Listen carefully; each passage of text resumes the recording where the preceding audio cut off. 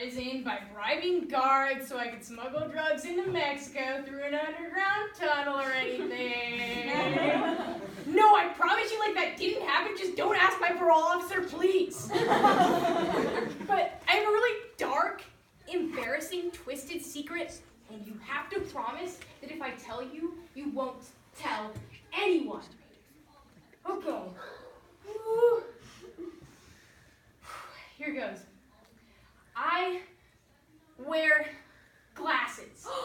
And I know you're probably thinking, oh my God, what a shocking surprise. But I'm here to tell you that every single one of you in this room also wears glasses. These glasses aren't something you can take off, and you probably don't even know that they exist. They're the glasses that allow you to see the solutions to certain problems clearer than they appear to others. These are the glasses of cognition, which is basically a fancy term that psychologists use to describe the way we think. However, cognition is much deeper than that. Cognition is the very way in which we perceive and exist in the world around us. Seems like an abstract idea. I mean, how can we even begin to describe the way we see the world? Our thoughts, emotions, and terrifying school pictures all play a role in the way we function. Of course, if you wanted to understand why you see things a certain way, you could always go to an eye doctor. They'll run some tests, probably ask you some pretty invasive questions, compile it all, and hand you your prescription. An example of this is ADHD, Attention Deficit Hyperactivity Disorder. Most people think of ADHD as a condition that makes it impossible to focus on anything, and that we somehow have an affinity for squirrels and shiny objects that makes them appear everywhere. But what most people don't know is that ADHD is just the name for another pair of glasses. Now, if you can't tell already, I have ADHD. I also have commitment issues big time. Over the course of my life, I have been involved in skiing, swimming, soccer, learning, sign language, theater, rock climbing, writing textbooks, obsessively researching psychological disorders, extracting DNA from a sample of beef and keeping it for over 5 years, playing the piano, playing the guitar, playing the recorder? The recorder is dumb!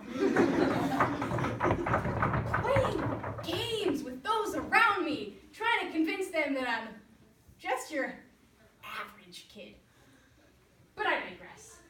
My glasses streamline my eyes into laser-like focus when I get to read a 1,000-page novel about something I actually enjoy.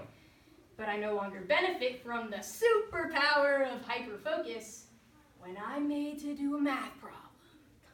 And then something extraordinary happens. I see squirrels. Everything is a squirrel. That chair, a squirrel. That cell phone, a squirrel. That exit sign, a very, very, very, very ugly squirrel. That judge? No, that's just a judge. As an 11-year-old, I read the battle hymn of the Tiger Mother 26 times instead of doing my homework. I am anything but attention deficit. I am attention different. But this isn't about me. This is about the 11% of school children with ADHD whose diagnosis leaves them feeling stupid. This is about the kids who were born feeling broken, the kids who could never sit still in class because they were coming up with the innovations that saved lives.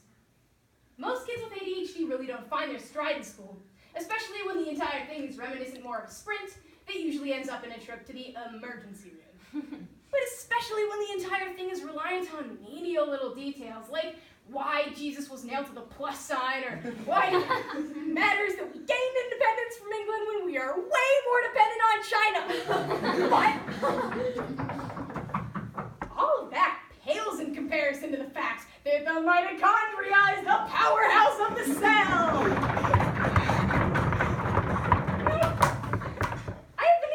Roughly 11 years now, and I've survived perfectly fine with just the preliminary knowledge that Vladimir Putin was America's first, and let's face it, if we're being honest here, best president. And while I couldn't imagine living in a world without my ADHD-tinted glasses, I will be the first to tell you that they're a pain. I mean, if I got a nickel for every time I sat on my glasses and consequently felt a very uncomfortable pinch, I would be rich enough to afford LASIK. But that's not what I want. At every family gathering, I'm always asked why I don't trade my glasses in for a more invisible alternative. Contacts.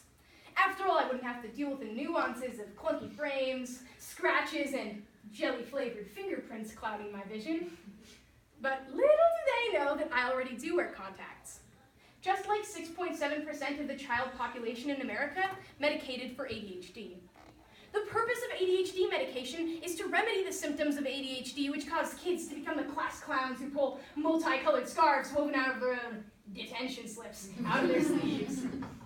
But while medication makes the most obvious aspects of the glasses I wear invisible, it doesn't change the fact that without a lens, the world will look profoundly different.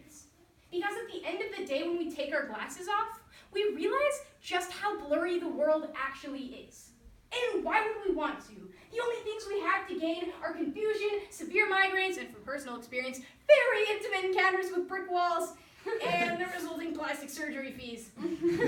So rather than straining our eyes to look through someone else's glasses, why not make things a little easier?